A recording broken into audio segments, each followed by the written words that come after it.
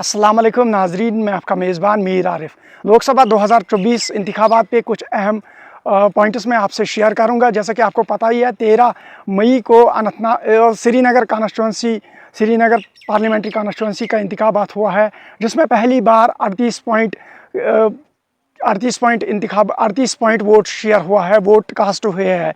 उसके बाद अगर इंडिविजुअली बात करेंगे पुलवामा की, वहाँ पे 43% वोट कास्ट हुए हैं, जहाँ पहले पार्लियामेंट्री इलेक्शन में मात्र 1% वोट कास्ट हुआ करता था। अब अगर बात करेंगे पहले इस सियासत यहाँ पे रिवायती सियासत की, तो यहाँ पे पहले इन हर एक इंतखाबात में, हर एक लोकसभा का हो या असम्बली का इलेक्शन हो या पंचायती इलेक्शन हो, तो उसमें खाली कांग्रेस और नेशनल कॉन्फ्रेंस का दबदबा रहता था। लेकिन अगर आप बात करेंगे उसके बाद जब पीडीपी वजूद में आती है, तो पीडीपी और नेशनल कॉन्फ्रेंस के बाद में टकराव चल रहा था कब तक। लेकिन अब पहली बार इस पॉलिटिशियन में नए चेहरे देखने को मिले हैं। अगर नेशनल कॉन्फ्रेंस की बात करेंगे, आगा रूहुल्लाह है।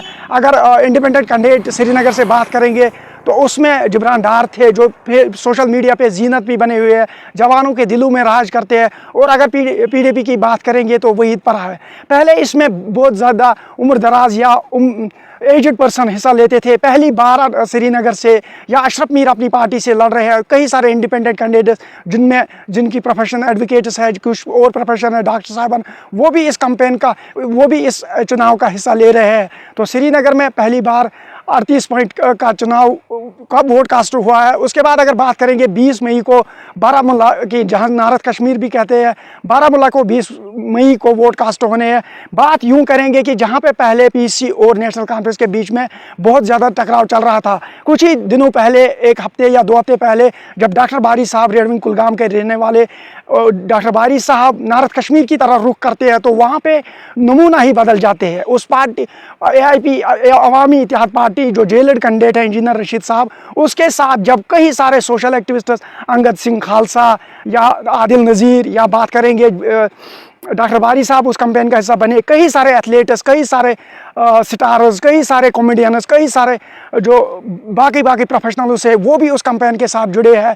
और शुपैया से एक स्कॉलर, एक प्रोफेशनल स्कॉलर, एक PhD स्कॉलर वहाँ पे पैदल मार्च चला और श्रीनगर में उनके दोनों पैरों में बंदेज लगाए। वो इंजीनियर रशीद के साथ घर पहुँचते हैं तो वहाँ पे उसको वार्म वेलकम किया जाता है। लेकिन पहली बार कश्मीर में ऐसी सियासत देखने को मिली जो कभी डिकेडों से नहीं हुआ। तो यहाँ पे पहली बार नौजवानों में इतना जज्बा, इतना जोश, क्या बेरोजगारी का मसला है या कुछ रिवायती सियासत से तंग आ चुके हैं।